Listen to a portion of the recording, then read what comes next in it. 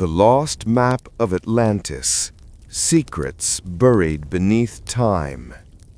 In 1943, beneath the eternal ice of Antarctica, a group of men found something that should never have existed, a map older than history itself.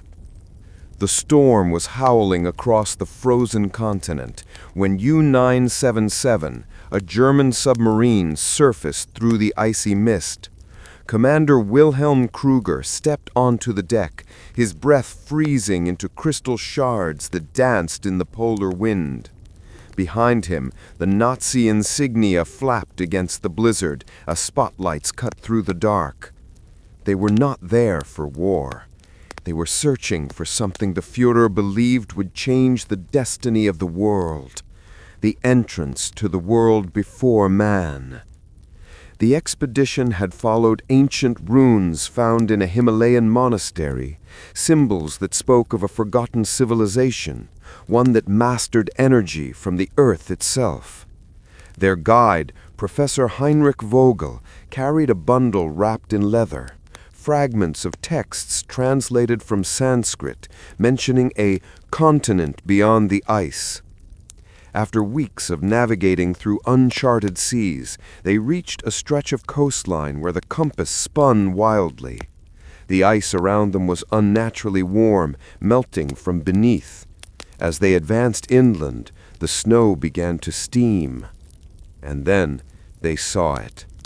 Half buried under frozen cliffs stood a massive archway, carved into black basalt, engraved with symbols no one could recognize.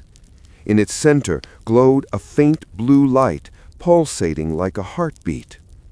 Kruger ordered his men to dig.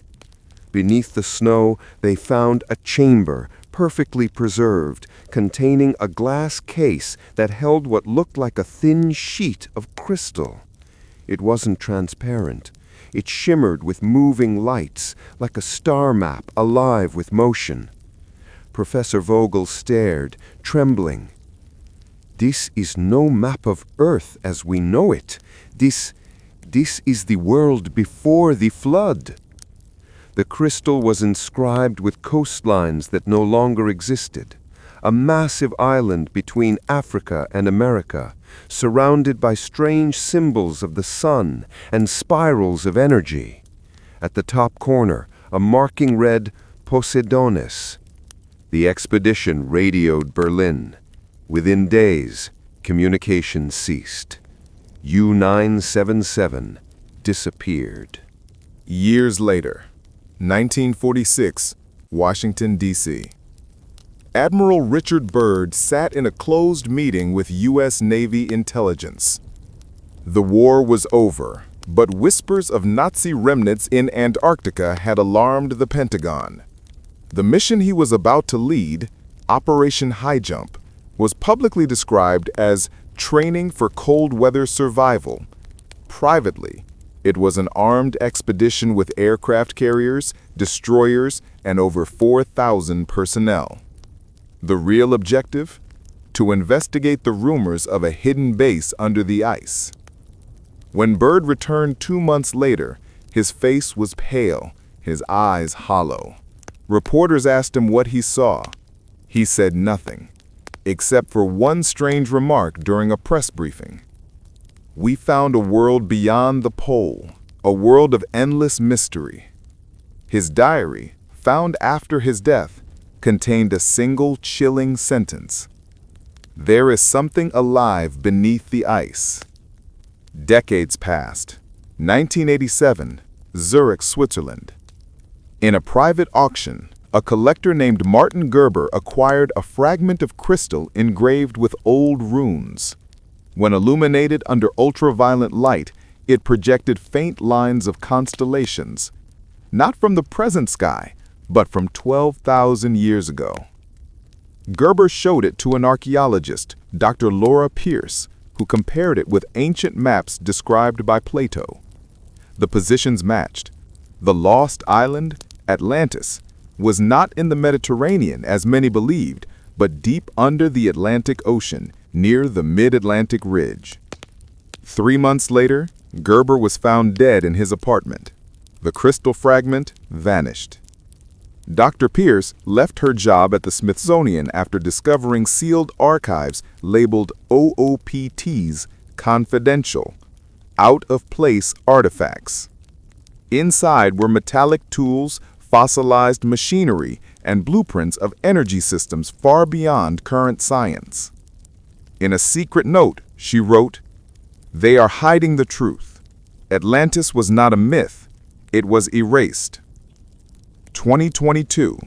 The Modern Expedition. Daniel Hayes, a marine geologist, and billionaire tech visionary Evan Carter launched a deep-sea expedition to explore the Atlantic anomaly. Using AI-driven submersibles, they detected massive geometric patterns, triangular grids stretching for miles. At first, scientists dismissed them as natural formations.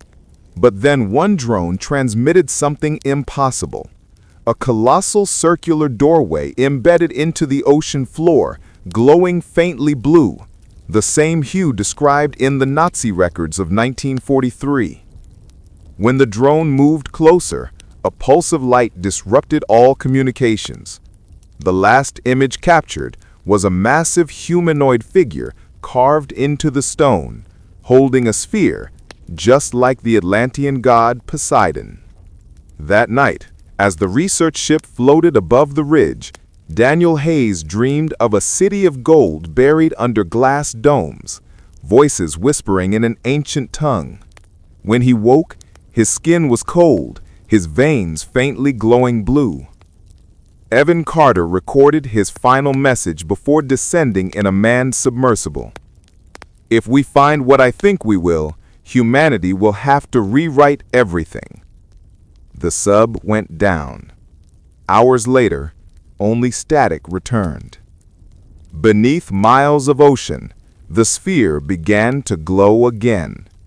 The same pattern from 12,000 years ago. The same light that once illuminated a world now forgotten. Atlantis had awakened.